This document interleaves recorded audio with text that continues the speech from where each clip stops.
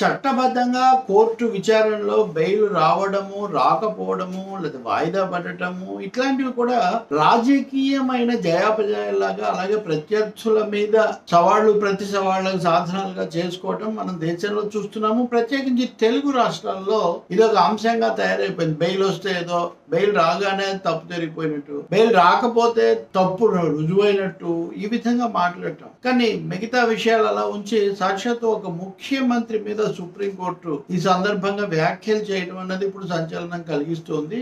తెలంగాణ ముఖ్యమంత్రి రేవంత్ రెడ్డి మీద సుప్రీంకోర్టు న్యాయమూర్తులు జస్టిస్ గవాయ్, జస్టిస్ విశ్వనాథన్, ఇంకొకరు ఉన్నారు, ఆ ధర్మాసనం చేసిన వ్యాఖ్యలు తప్పకుండా ఒక గుణపాఠంగా ఉన్నాయి. రేవంత్ రెడ్డికని కాదు, మన రాజకీయ వాతావరణాన్ని బట్టి. ఇక్కడ ఇంకోటి కూడా గుర్తుపెట్టుకోవాలి, రేవంత్ రెడ్డి మాత్రమే కాదు ముఖ్యమంత్రిగా, కేంద్ర మంత్రిగా ఉన్నటువంటి బండి సంజయ్ కూడా ఈ విధమైన ఉద్దేశాలు ఆపాదిస్తూ ఆయన కూడా వ్యాఖ్యలు చేశారని మనం ఇక్కడ గుర్తుపెట్టుకోవాలి. ముందు సుప్రీంకోర్టు ఏమందో మనం చూస్తే గనక, ఓటుకు నోటు కేసు 2015కు సంబంధించిన ఈ కేసును తెలంగాణ హైకోర్టు నుంచి మరో హైకోర్టుకు బదిలీ చేయాలి, ఇక్కడ ఆయనే ముఖ్యమంత్రిగా ఉన్నాడు కాబట్టి ప్రభావితం చేయొచ్చు అంటూ మాజీ మంత్రి బీఆర్ఎస్ నాయకుడు జగదీష్ రెడ్డి వేసిన పిటిషన్ మీద విచారణ జరుగుతుంది. అప్పుడప్పుడు అది కొనసాగుతుంది. ఈ మధ్యనే ఈ కేసులో నుంచి చంద్రబాబు నాయుడిని, ఆంధ్రప్రదేశ్ ముఖ్యమంత్రిని, ఆయనకు పాత్ర లేదని చెప్పి కోర్టు ఆయన పక్కన పెట్టేసింది. ఆ మేరకు రామకృష్ణారెడ్డి ఆర్కే వేసిన పిటిషన్ ను కొట్టేసి ఈ రోజు ఆ విచారణ వచ్చింది. ఆ విచారణ వచ్చినప్పుడు ఈ రెండు చోట్ల కాకుండా ఒక ప్రత్యేకంగా ఒకరిని నియమించాలి దీన్ని విచారించడానికి అని అనుకున్నారు. ఆ మేరకు దాదాపు 2 గంటలకు ఆ ఉత్తర్వు ఇస్తారు. అంటే రాష్ట్ర ప్రభుత్వం నియమించిన పబ్లిక్ ప్రాసిక్యూటర్ కాకుండా మరొకరిని ఎవరినన్నా నియమిస్తే అప్పుడు ఈ కేసులో ప్రభుత్వం తరపు వాదనలు సక్రమంగా వస్తాయి. రేవంత్ రెడ్డి ప్రభావం ఉందని చెప్పడానికి ఉండదు కాబట్టి అలా నియమించాలని ఒక పేరు కూడా అనుకున్నారు. 2 గంటలకు ఆ ఉత్తర్వు వస్తుందని చెప్పి భావించారు. కానీ 2 గంటలకు అది జరగలేదు. మళ్ళీ బెంచ్ ధర్మాసనం సమావేశం కాగానే ఒక్కసారిగా కోర్టు యొక్క దృష్టి కవిత బెయిల్ కు సంబంధించి రేవంత్ రెడ్డి చేసిన వ్యాఖ్యల మీదకి మళ్ళింది. ఒకసారిగా వాతావరణం వేడెక్కింది.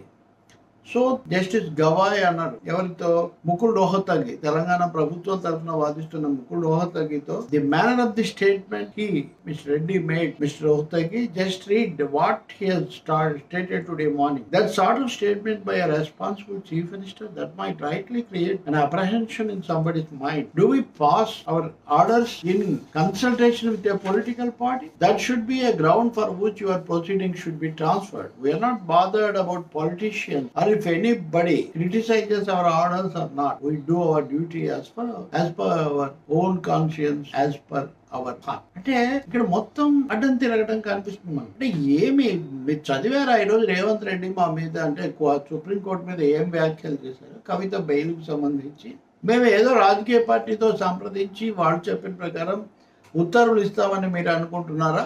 రేవంత్ ఈ కేసును బదిలీ చేయడానికి ఈ ఒక్క ప్రకటన సరిపోతుంది, దీన్ని ఆధారంగా చేసుకొని మేము చేయొచ్చు. మమ్మల్ని ఎవరో రాజకీయ పార్టీ విమర్శిస్తే, లేదు ఇంకెవరో పౌరులు ఏదో వ్యాఖ్యానం చేస్తే మేమేమి ఖాతరు చేయము.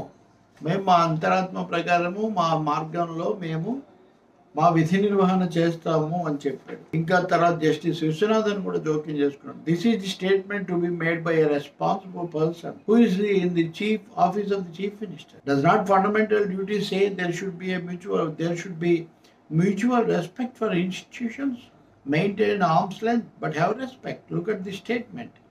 Speaking of mutual respect between the 3 organs of government, Justice Gawai added, if somebody's attitude is of such adamancy, this sort of conduct, we always say that we will not interfere in the sphere of executive and legislature.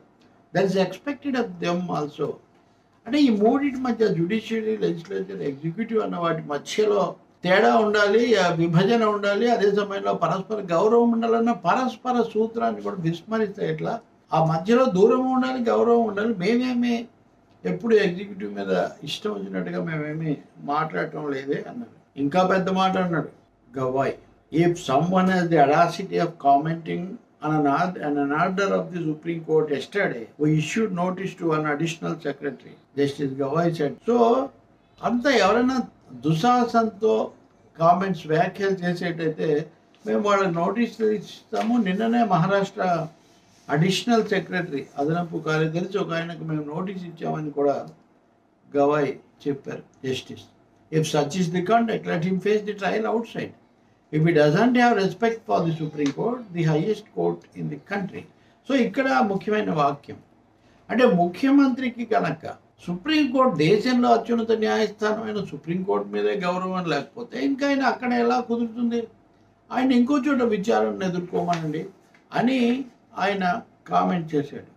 Ultimately అంటే కేవలం comment చేయటమే కదా, ultimately the court adjourned the hearing of the case till Monday, making it clear that it was not foreclosing the issue of transfer of trial. కాబట్టి case బదిలీ చేసే విషయం ఇంకా మేము ముగించలేదు, మేము ఇంకా విచారిస్తున్నామని సోమవారానికి దీన్ని వాయిదా వేశారు. సో మొదట్లో వాదనలు జరిగినప్పుడు సీనియర్ అడ్వకేట్ అరియామా సుందరం యాంటీ కరప్షన్ బ్యూరో ఏసీబీ అనేది నేరుగా డైరెక్ట్గా రేవంత్ రెడ్డి అధీనంలో ఉంటుంది, అంతేకాకుండా చాలామంది ప్రత్యక్ష సాక్షులను ఇంకా విచారించాల్సి ఉంది, ఈ లోపల గవర్నమెంట్ యొక్క వైఖరిలోనేమో మార్పు వచ్చింది, కాబట్టి ఇప్పుడు ఆయన ప్రభావం చూపగలరా లేదా అన్నది మళ్ళీ తిరిగి పరిశీలించాలి అని. అలాగే సీనియర్ అడ్వకేట్ దామా శేషాద్రి నాయుడు ఈయన కూడా వాళ్ళ తరఫునే తెలంగాణ ప్రభుత్వము ప్రాసిక్యూషన్ పట్ల అనుసరిస్తున్న వైఖరి, రేవంత్ రెడ్డి చేసిన కొన్ని ప్రకటనలు దృష్టిలో పెట్టుకొని చూస్తే సుప్రీంకోర్టు మీద పోలీసు అధికారుల మీద కొన్ని వ్యాఖ్యలు చేశారని ఆయన చెప్పారు. మరోవైపున తెలంగాణ ప్రభుత్వం తరఫున రేవంత్ రెడ్డి తరఫున మాట్లాడారు ముకుల్ రోహతగి, సిద్ధార్థ లూత్రా, మెనాకా గురుస్వామి. వీళ్ళు ఈ పిటిషనర్లు చెప్తున్న వాదనలు సరైనవి కాదు, దర్యాప్తు పద్ధతుల్లో ఏమీ మార్పు లేదు, ప్రభుత్వం మారినప్పటికీ కూడా వాళ్ళు చేస్తున్నవన్నీ నిరాధారమైన అభియోగాలు అని చెప్పారు. 2021లో జస్టిస్ సంజీవ్ ఖన్నా ఈ విచారణ మీద స్టే ఇచ్చారు తప్ప దాని ప్రకారం ఆగిపోయింది, కానీ దానికి ప్రభుత్వానికి ఏం సంబంధం లేదు అని చెప్పారు. సో ఈయన అంతకుముందు జస్టిస్ గవాయ్ ఇప్పుడు ఈ వ్యాఖ్యలు చేసిన జస్టిస్ గవాయే ప్రతిదీ మీరు ఎలా అనుమానిస్తారు, ఆ జ్యుడిషియల్ ఆఫీసర్లను న్యాయాధికారులను అనుమానించి కేసులు ఇక్కడి నుంచి అక్కడికి బదిలీ చేయాలని మీరు ఎలా అడుగుతారు అని కూడా ఆయన కొన్ని అభ్యంతరాలు చేశారు. ఇన్ని రోజులు ఊరుకున్నారు, ఎలక్షన్లో జరిగి కొత్త ప్రభుత్వం రాగానే మీరు కేసేస్తున్నారు అని. అయితే ప్రభుత్వం ఈ కేసులో రెడ్డిని అంటే రేవంత్ రెడ్డి మీద విచారణ జరపాలనుకుంటుంది అని చెప్పడానికి నిదర్శనంగా నిలబడే ఒక్క సందర్భాన్ని అయినా కొన్ని సందర్భాలైనా మీరు సూచిస్తారా, చెప్పగలరా అని జస్టిస్ విశ్వనాథన్ అడ్వకేట్ గురుస్వామిని ఆయన ప్రశ్నించారు. సో ఎప్పుడెప్పుడు ఈ కేసును క్వాష్ చేయాలి అనే పిటిషన్లు వచ్చినా ఏసీబీ వ్యతిరేకిస్తూనే ఉంది, ఎప్పుడు కూడా దాన్ని సమర్థించలేదు అని ఆయన తమ వాదనకు మద్దతుగా చెప్పాడు. ఇదంతా ఉదయం జరిగింది, కానీ మధ్యాహ్నం మళ్ళీ బెంచి 2 గంటలకు ధర్మాసనం సమావేశం అయ్యేసరికి మళ్ళీ మొదలయ్యేసరికి అంతా మారిపోయింది.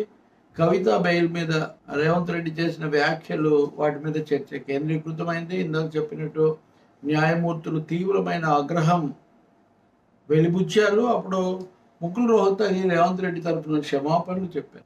సిద్ధార్థ లూత్రా మేము ఆయనకు సలహా సూచనలు కూడా చేస్తాము, ఇది సరికాదని కూడా చెప్తాము అని సిద్ధార్థ లూత్రా అన్నాడు. ఇంకో ఆయనేమో ఈ విషయంలో వి సురేందర్రావును పబ్లిక్ స్పెషల్ ప్రాసిక్యూటర్గా పెట్టాలనుకున్నారు. వి సురేందర్రావు, వి ఉమామహేశ్వరరావు పేర్లు వచ్చాయి, కానీ ఇప్పుడు ఈ విచారణ సోమవారానికి వాయిదా పడింది కాబట్టి ఆ రోజు ఏం చేస్తారో మనం చూడాలి. లోపల రేవంత్ రెడ్డి మీద కామెంట్స్ చేశారన్నది మీడియాలో ఓకే, సోషల్ మీడియాలో ముఖ్యంగా ఇటు బీఆర్ఎస్ అటు వైసీపీ సోషల్ మీడియాలో చాలా భారీగా వాళ్ళు దీన్ని ప్రచారంలో పెడుతున్నారు. ఎనివే కోర్టు కూడా వ్యాఖ్యలు చేసింది కాబట్టి. కానీ ఇక్కడ ముఖ్యమైన అంశం మిస్ అవుతుంది ఒకటి ఏంటంటే బండి సంజయ్, కేంద్ర మంత్రి బండి సంజయ్ కూడా ఇదే మాటలు మాట్లాడారు పరోక్షంగా. కవితకు బెయిల్ వచ్చినందుకు బీఆర్ఎస్ కాంగ్రెస్కు అభినందనలు చెప్పాలి, కాంగ్రెస్ బీఆర్ఎస్ వాళ్ళ అడ్వకేట్లు కలిసి చాలా తంటాలు పడి బెయిల్ సంపాదించారు అని ఆయన కామెంట్ చేశారు. బెయిల్ న్యాయమూర్తులు ఇస్తే కాంగ్రెస్ పార్టీకి ఏంటి సంబంధం? పైగా బీఆర్ఎస్ కాంగ్రెస్ రాష్ట్రంలో ప్రత్యర్థులుగా ఉన్నారు కదా. ఈ విషయాలను కేటీఆర్ లేవనెత్తారు. కేటీఆర్ ఎక్స్లో కామెంట్ పెడుతూ గౌరవనీయమైన కేంద్ర మంత్రి స్థానంలో ఉండి బండి సంజయ్ ఇలా చెప్తూ ఉన్నారు కాబట్టి సుప్రీంకోర్టు నిన్నేమో బెయిల్ వచ్చినప్పుడు థ్యాంక్స్ పెట్టాడు కేటీఆర్, ఈరోజేమో దీన్ని కోర్టు ధిక్కారం కింద తీసుకొని మీరు విచారించాలి అనే పద్ధతిలో కేటీఆర్ కామెంట్. ఇప్పుడు ఆసక్తికరమైనది ఏమంటే సుప్రీంకోర్టు రేవంత్ రెడ్డి మీద కామెంట్స్ చేశారు. ఓకే, అంటే కేసు ఆయనకు సంబంధించింది కాబట్టి అని ఒక వాదన తేవచ్చు. కానీ మరి కోర్టు దృష్టికి బండి సంజయ్ కామెంట్స్ రాలేదా? వచ్చినా కానీ వాటి మీద స్పందించలేదా? ఎందుకంటే రాజ్యాంగ పదవి అనే మాటకే వస్తే ఒక రాష్ట్ర ముఖ్యమంత్రి కంటే ఒక కేంద్ర మంత్రి సొంత రాజ్యం ఉండదనే తప్ప పరిధి దేశం అంతా ఉంటుంది, పైగా బాధ్యత కూడా ఎక్కువగా ఉంటుంది. అటువంటిప్పుడు బండి సంజయ్ కూడా ఎలా మాట్లాడారు? ఇక్కడ కీలకం ఒకటే. ఏపీలో కూడా ఉదాహరణకు జగన్ బెయిల్ మీద ఉన్నాడు, చంద్రబాబు బెయిల్ మీద ఉన్నారు, రకరకాలుగా మాట్లాడుతుంటారు. Bail is a rule, jail is an exception అనే ఒక మాట ఉన్న తర్వాత, అది కూడా కొన్ని నెలలు గడిచిన తర్వాత బెయిల్ వస్తే కూడా దాని మీద రాజకీయ రాద్ధాంతం చేయడము, ఉద్దేశాలు ఆపాదించటము, అంత తలుచుకుంటే వస్తుందో లేదంటాము, ఇవన్నీ ప్రశ్నార్థకం అవుతున్నాయి. ఇది బహుశా న్యాయ వ్యవస్థ మీద కూడా కొంచెం ప్రజాభిప్రాయం ఎలా ఉందన్న దానికి కూడా దీన్ని ఒక సూచనగా కూడా తీసుకోవచ్చు. పార్టీలో నాయకులు, అధినేతలు, ప్రభుత్వాల నేతలు జాగ్రత్త పడాలి అనే దాంతో పాటు న్యాయ వ్యవస్థ కూడా ఇలాంటి అభిప్రాయాలు ఎందుకు వస్తున్నాయి అన్నది వాళ్ళు కూడా కొంత సమీక్షించుకోవాల్సిన అవసరం మాత్రం ఉంటుంది.